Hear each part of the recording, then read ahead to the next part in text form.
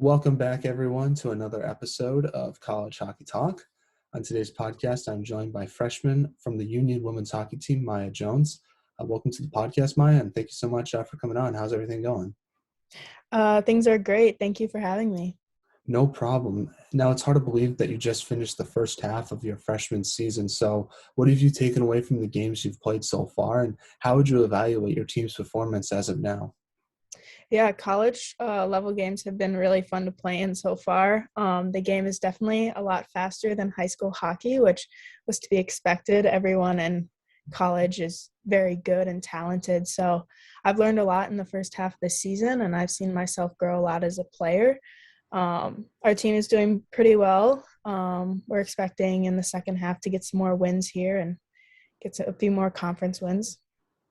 Yeah, and how are you approaching the second half of the season? Like, what are some of your goals personally and for the team as well? Yeah, so our team is really looking forward to continue working hard and outworking opponents. In the first half, we've given some really top-ranked teams challenging and close games. And if we continue to outwork our opponents, I think we'll continue to do well.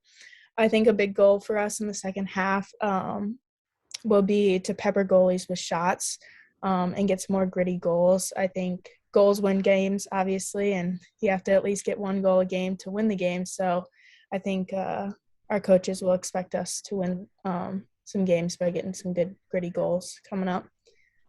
Yeah, is that something you've had to work on, I guess, for this college hockey season, is trying to get in those dirty areas and get those dirty goals? Or is that something you're kind of used to from your experience in high school?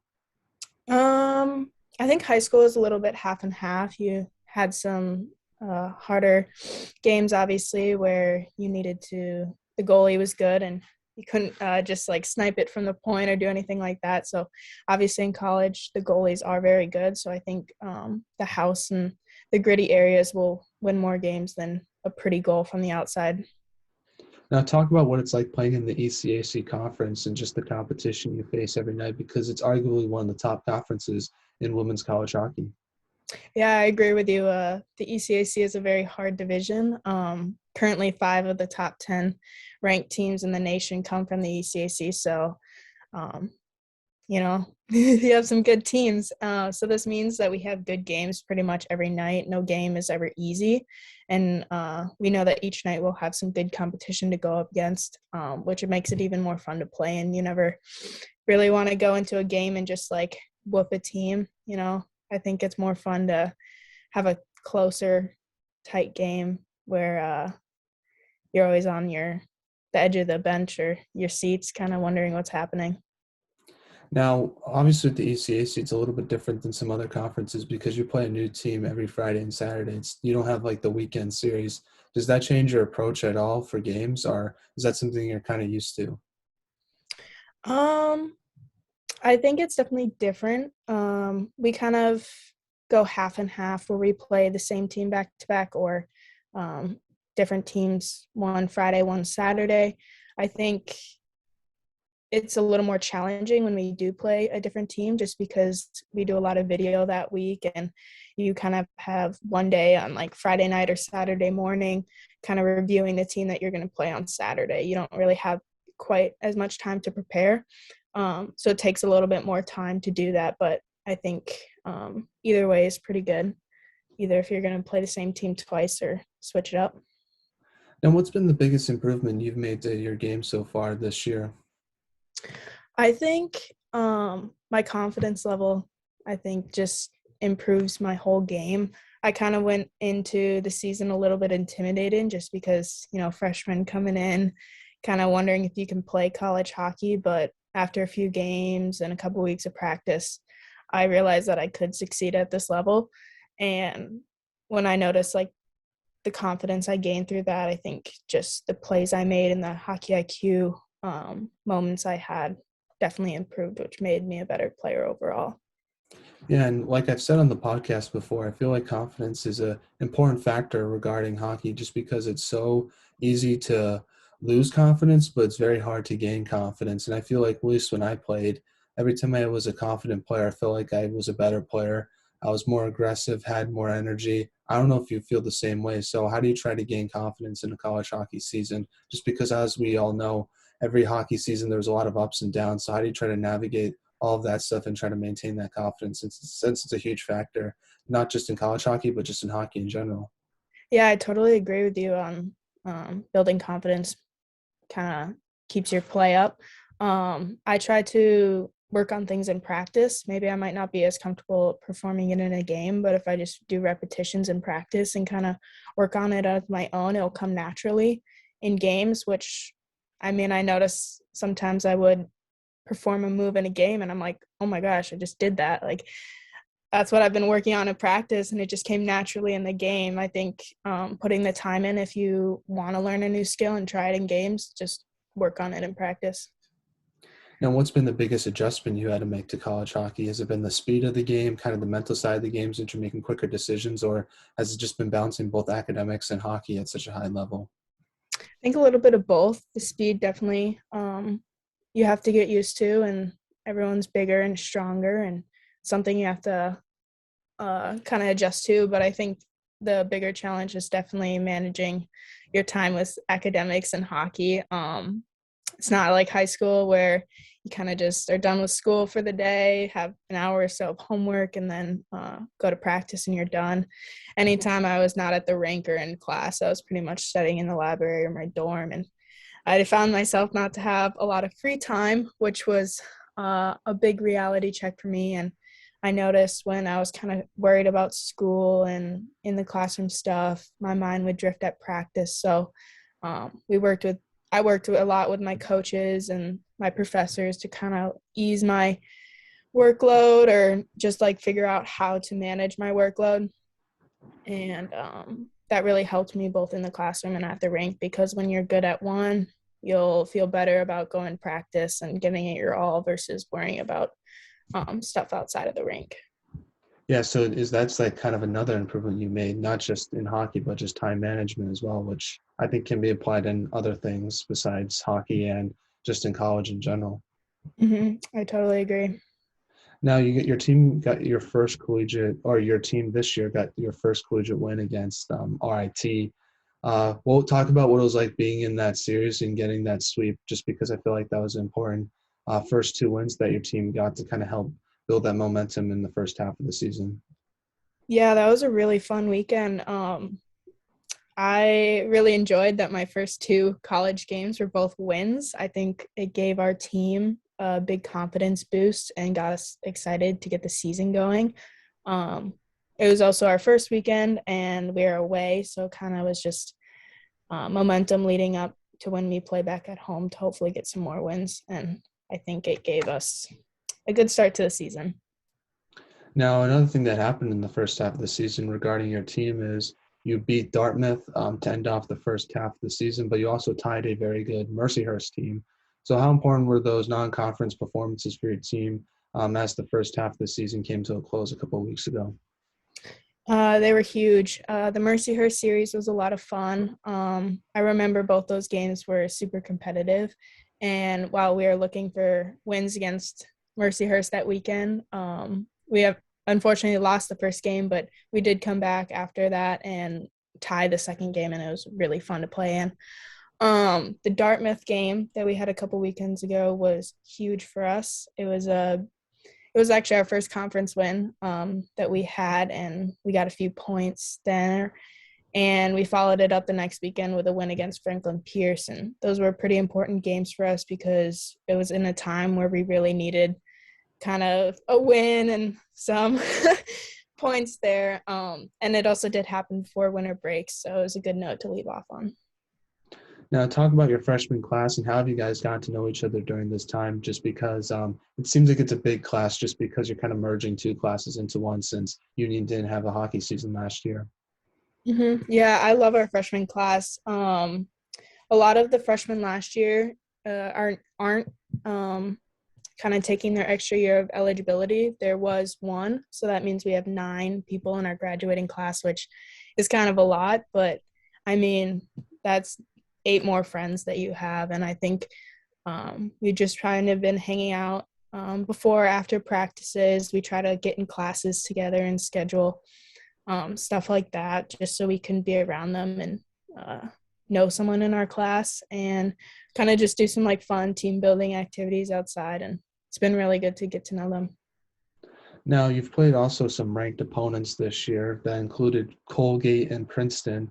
Talk about what you learned in those games, even though your team didn't win those games. Just how important was it to play those ranked teams? So heading into the second half, you kind of have an understanding as a freshman class and as a team of what you need to do to kind of get wins against those top-ranked teams in your conference.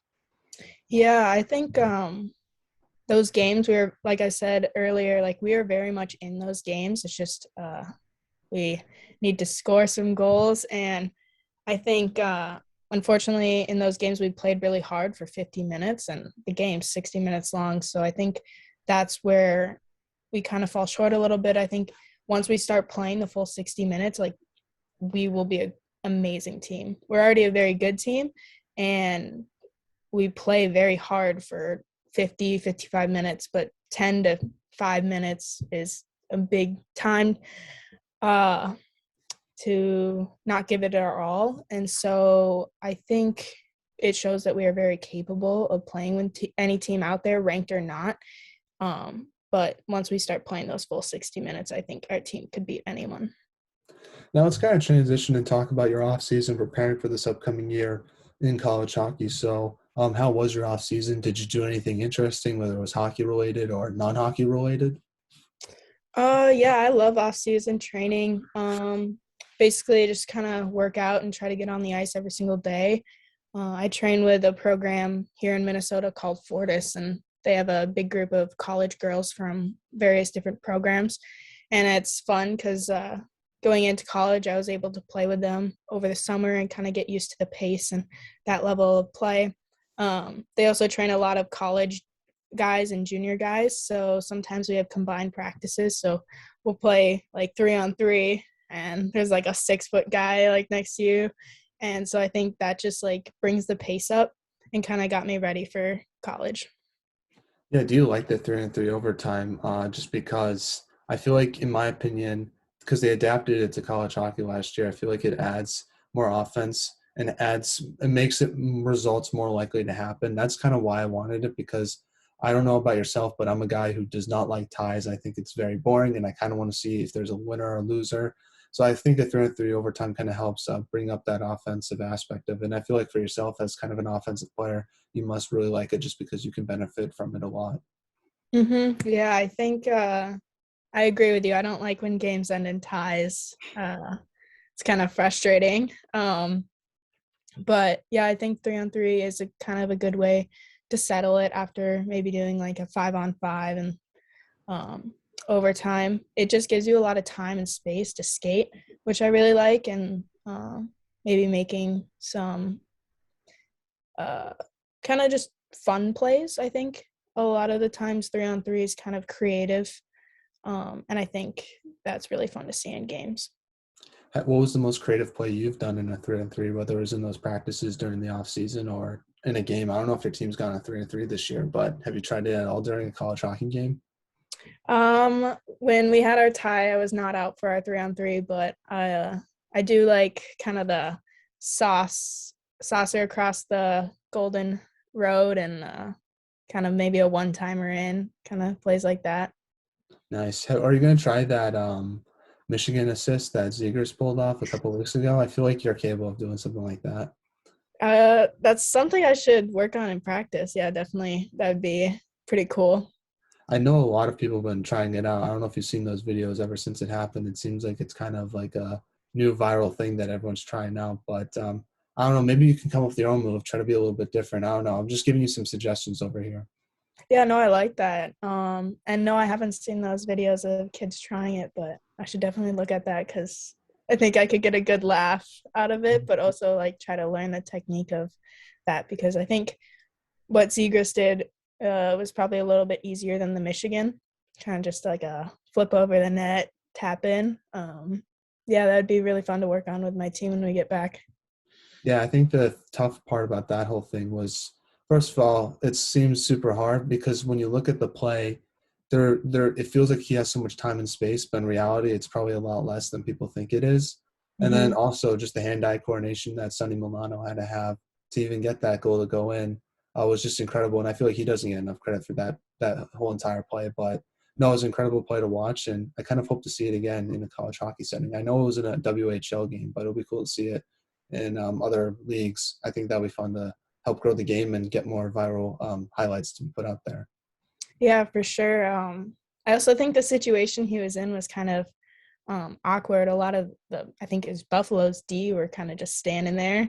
And I Yeah. don't think you get really much time behind the net in a game to just kind of, especially the offensive net, to just like look straight out and then flip it up kind of thing. There's not much time and space in college level hockey. And yeah, I definitely will try to like look for that if I ever get down in the zone. Hmm.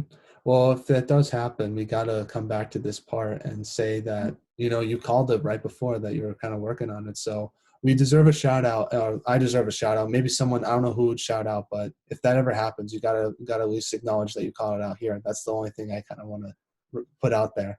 I'll do that. I'll contact you right when it happens. Awesome. I appreciate that. We'll definitely show that off. But no, did you face any challenges this off season or not really? I feel like last off season was a little bit different than the previous one just because things were kind of more open, but did you still have to face some challenges? And if not, how'd you kind of approach the off season differently just because you knew you had more kind of time to skate, go to the gym and do all the stuff you normally get to do? And did you want to take advantage of that just because you didn't have the opportunity to really do that the previous off season?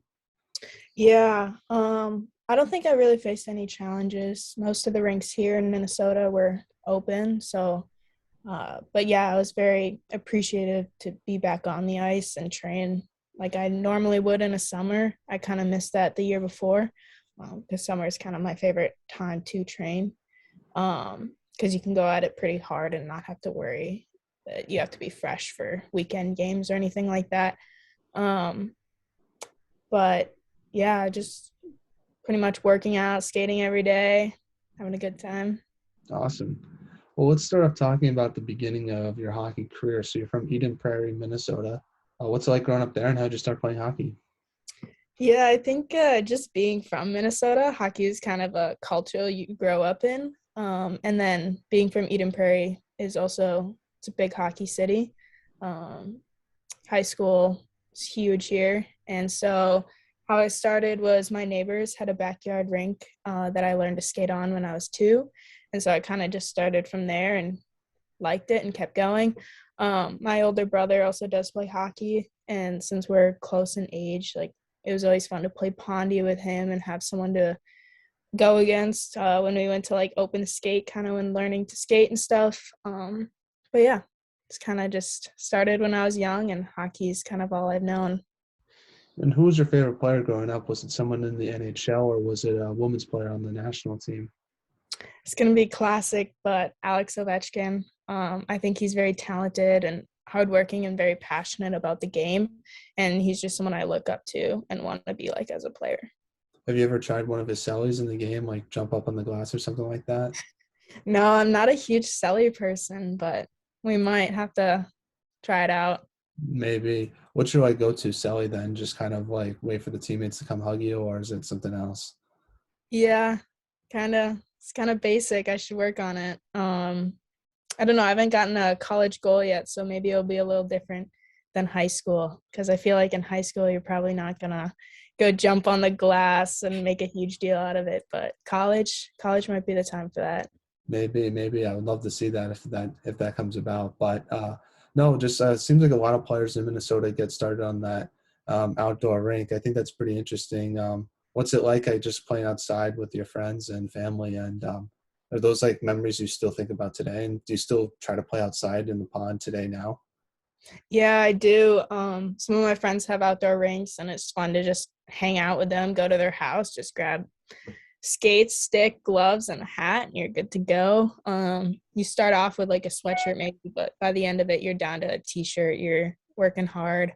Um, it's fun. We always set up like 3-on-3 tournaments, and someone has to be a winner, and it's always fun to get competitive with your friends. No, obviously the Winter Classic is coming to Minnesota. How excited are you for that?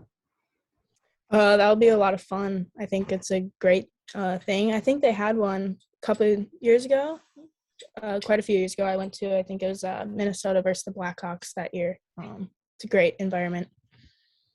Now, before Union, you played for Benild St. Margaret's School for high school hockey. So talk about what your experience was like there overall. Yeah, it was good. I really liked the school, and they set me up both well academically and hockey wise to be successful at college. We got some new coaches my senior year, and they were super helpful in developing me as a player. One of them was Kelly Panic, and she plays on the Olympic team, so that was pretty cool. Now, for how did you get the opportunity to go to Benilde? Because it says that you're from Eden Prairie. I saw that there was an Eden Prairie school. Like, what? How does it work? Like, which school you go to for Minnesota high school hockey? I'm just curious about it. Yeah, so I grew up playing youth in Eden Prairie and stuff, but when it was time to come to high school, I like smaller schools. Eden Prairie has about 2,000 students for a high school. That's pretty big, and I mean, my college now is 2,000 students, so um, I just kind of wanted a smaller school, and I think academics is really important to me. So having smaller classes where you can talk to the teacher and the teacher actually knows your name, I think is super important. So it's kind of just looking more for school, and hockey kind of came second for that. Now, how did playing with Benilde help prepare you for college hockey? It seems like being coached by Kelly Panic was a big factor in that. Yeah, it was. She's very smart about the game and had a lot of insight to give us. But we were also a very good team, and we played in one of the most challenging schedules in the state, and we had the hardest section, which means we played a lot of good games. So playing the toughest teams in Minnesota and being one of the top teams really set me up for success in college and kind of getting used to that pace of intense games. Now, what's your favorite high school hockey memory that you have? I scored my first goal on my mom's birthday. And I think it was kind of fitting because I forgot to get her a present that year. That's kind of bad on me, but I said my goal, my first varsity goal was her gift.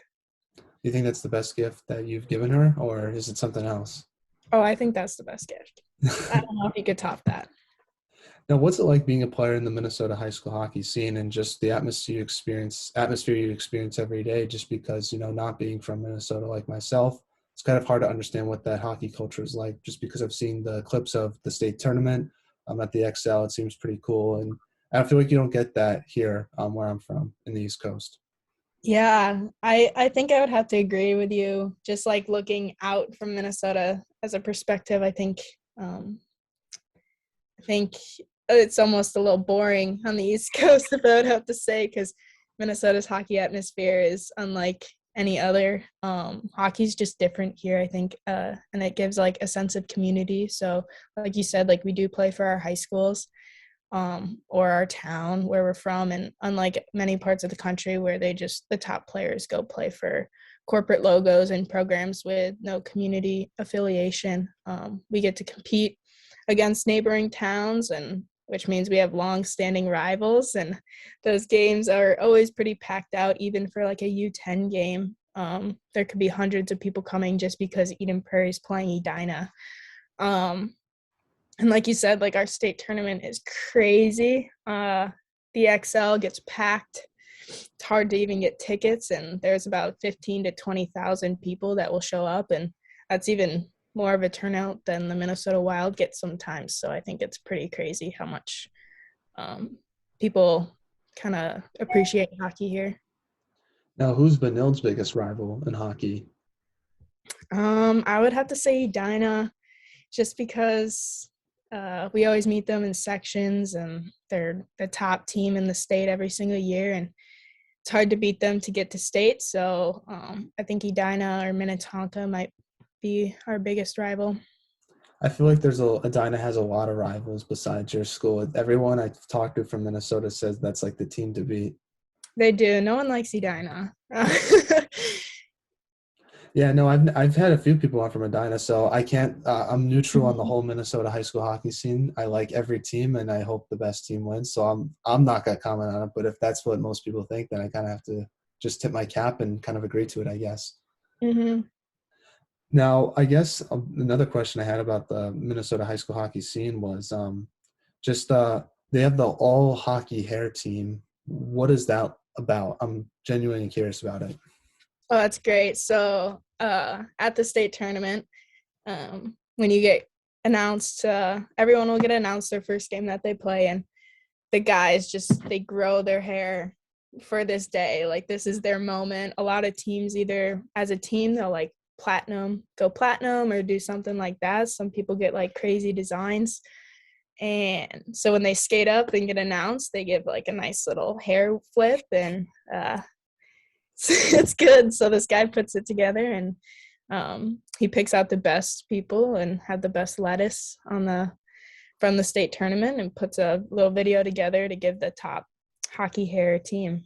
And I think one girl has made it on there. Oh, She had nice. like she had like this huge curly afro. So Oh, that was wow. kind of cool to see. Or you should try to encourage some of your, I guess, teammates that are still up in Benild now to try to make that team. I don't know if there's any candidates, but you should at least encourage. I think that'll be kind of cool. Yeah. So when they make it out of sections this year and get to state, I'll make sure to tell Emma Peschel, my Yeah. former D partner, to really pull something out. Yeah, I've had Emma on the podcast. Awesome person. What was it like playing with her? Just because I think she's going to be part of Team USA for the Under 18 World Championships, which is pretty cool. Yeah, she's a really talented player, and I was lucky to have her as my D partner for 3 years at Benild, and um, she's great, super funny, nice person. She's someone that you would want to have as a best friend, and she's also very talented hockey wise. Like you said, she's gonna go represent Team USA for the U18 team, and she's committed to Ohio State, so she's gonna have a good future. Oh, yeah. What's it going to be like when if Union ever plays Ohio State? That'll be kind of a cool game for you. That would be a cool game. Not only because we don't really come out to the Midwest much to play games, so if we ever did, that would be a lot of fun to go up against her. Now, your team has never played at the Excel Center, I assume, just by this small conversation we've had. No, we haven't. My team never made it to state, which was kind of unfortunate, but uh, went to go watch a lot. Is it fun being a fan there, though, at least? Yeah, it is. It's really fun to go downtown and go to the rink and watch some good hockey.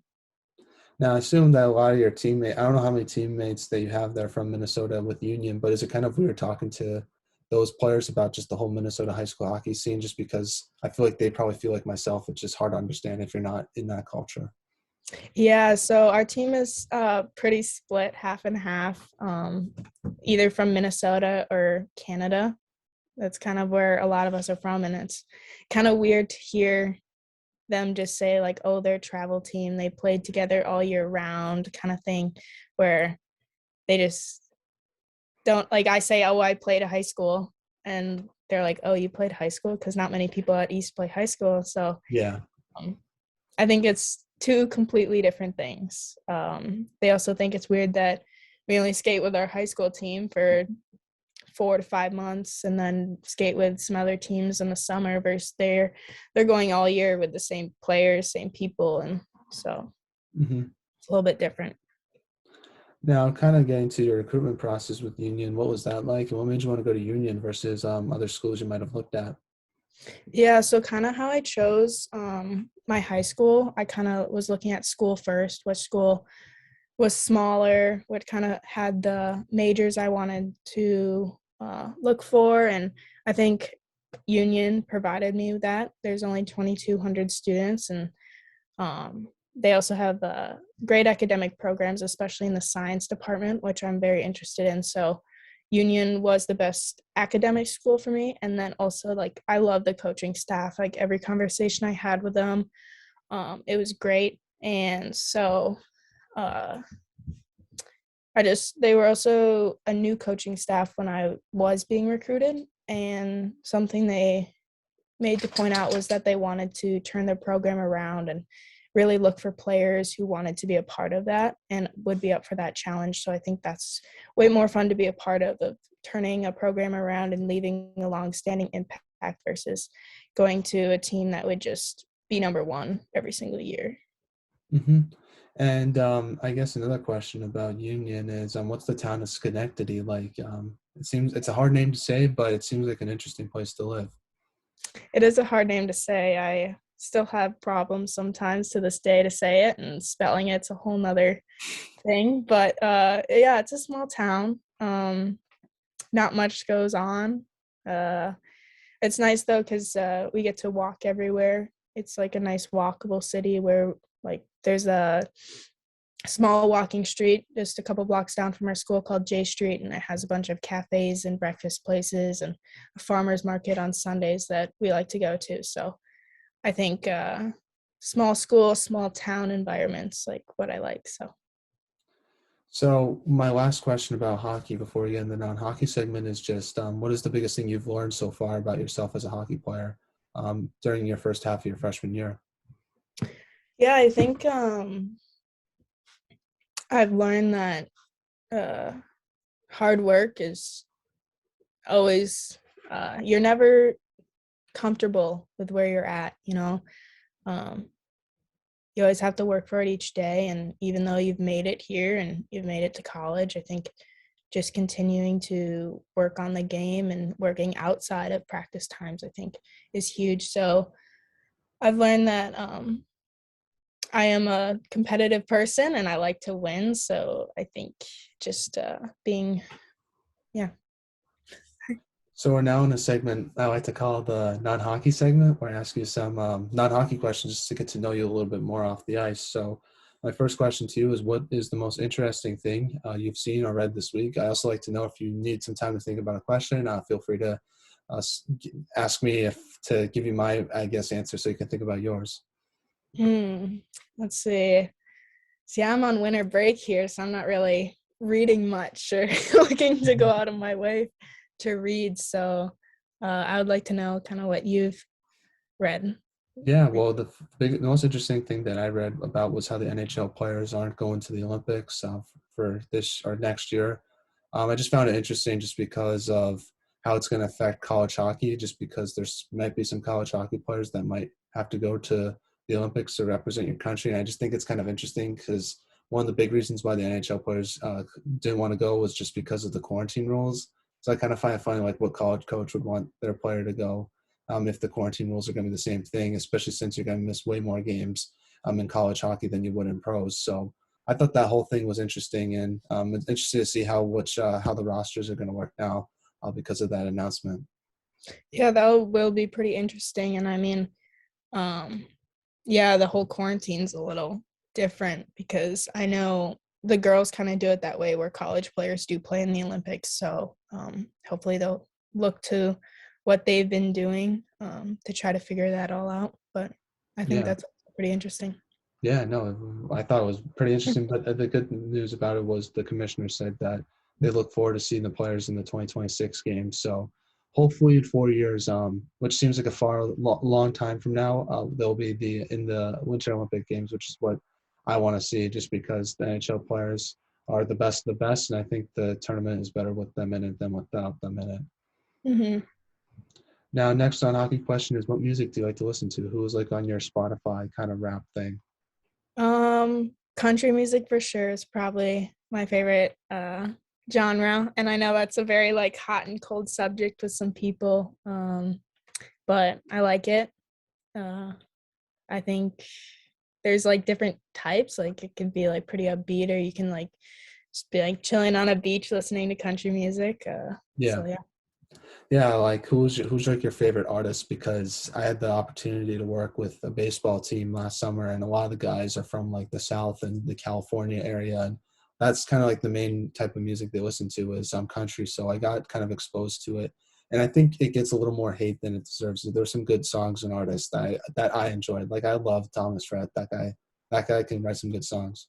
Yep, I would say Thomas Rhett's probably one of my favorite country artists. I've been to his concert 3 times now, so that's always been fun. And Jason Aldean's another good one. Or I don't know, there's so many. I don't have like a flat out this is my favorite, but there's a lot of good ones. Does Thomas Rhett put on a good show? Yeah, he does, and he has some really good like warm up bands too. It's always someone you know. like Russell Dickerson or Old Dominion was one of them, and so yeah. That's good. That's good. Yeah, no, I love that new song you made called "What's Your Country Song." That's one of my favorite country songs to listen to. Yeah, it's a really good song. Now, what is your biggest pet peeve?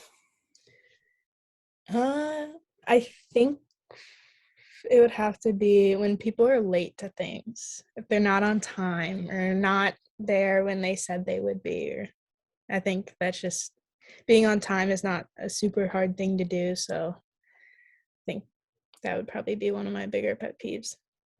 Yeah, I'm okay at it. I think there's some things I'm sometimes very late for just because it's maybe it's just because I don't care about it enough. Like for like podcasting and for school and all that stuff, I'll always be on time, but and for hockey as well. But maybe for something like a dentist appointment, I might be like 5 or 10 minutes late. Yeah, Now, if there was a movie made about your life, who would you want to play yourself? that's a hard one. Um, might just have to keep it classic and just say Jennifer Aniston. Nice. She's pretty well known and she's done some funny stuff. So Now, who has the best style on the team besides yourself? Clearly, you have the best style. Loving the beanie look right now. But besides yourself, who would you say has the best style on the team? I think Allison Smith um, always wears some pretty cute clothes and is pretty stylish. She's had mono for the past month, and her locker is right next to mine. And I always see her like online shopping during like when we're getting ready for practice and stuff. And she pulls off some pretty nice game fits. Now, who's the funniest on the team? Kinger, Emily King. She's from Minnesota too, and she's always a good time. She's making everyone laugh. She's just a really good person to have on your team. Who has the best, I guess, chirps, game day chirps on the team? That would probably be Kinger as well. She comes up with some pretty creative chirps, and uh, she kind of says them sometimes beforehand in the locker room, like, guys, like, we can say this to them, blah, blah, blah. Like, I know this person, like, let's get under her skin kind of thing. So, um, she's pretty creative in that sense. Now, back to some hockey questions now. My first question, too, is what should be done to help grow women's hockey? I think more women probably need to get involved at the basic levels of hockey. You could help coach or run organizations or volunteer, do anything that can showcase you as a role model to young girls to get them more involved and fall in love with hockey. Do you think body checking should be allowed in women's hockey? And if so, why? I think so. I maybe it's because I get too many checking penalties, but I think checking should be allowed just because, I mean, I don't see why it shouldn't be. I think we can handle it. We're tough. We like to play rough. Um, and it just makes the game more fun. I think that's why a lot of people go to guys hockey games. They're like, oh, I want to see someone like light someone up. Well, like, I know we can't do that yet, but like it should be. What's the biggest body check that you've ever like given in college hockey so far? Hopefully it uh, wasn't a penalty. what? Hopefully it wasn't a penalty. Oh, it was. Oh, Yeah. really? Um, I just actually got out of the box. So came back to the bench. Next shift out was hustling for a puck, trying to like just rub her out. Kind of rubbed her out a little too hard and she flew into the boards. You know, at the time I was like, what do you mean that's a call? Like she just fell over kind of thing. Watched it back the next day and yeah, it hit her pretty hard. So I think it was probably a penalty. What team was it against? Princeton.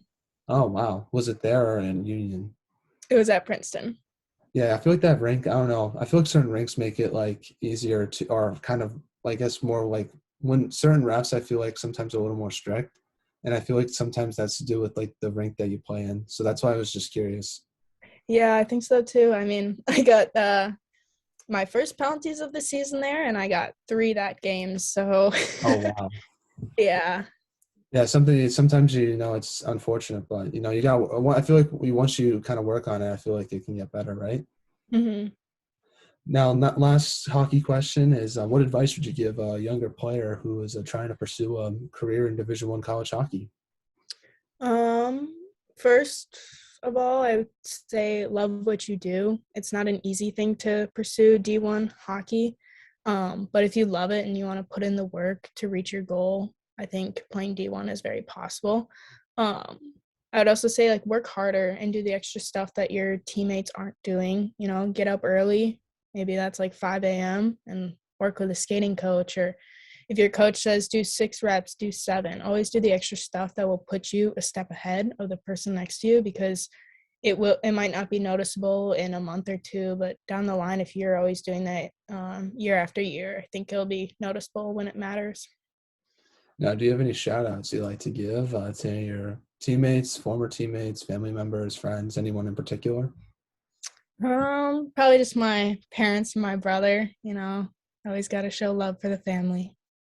Well, thank you so much, Maya, for coming on the pod. It really means a lot to me. I wish you nothing but the best for the rest of the season. I know you're going to do great, and hopefully that first goal comes. I feel like it will be coming sooner rather than later, but take care and stay safe. And thank you so much for doing this.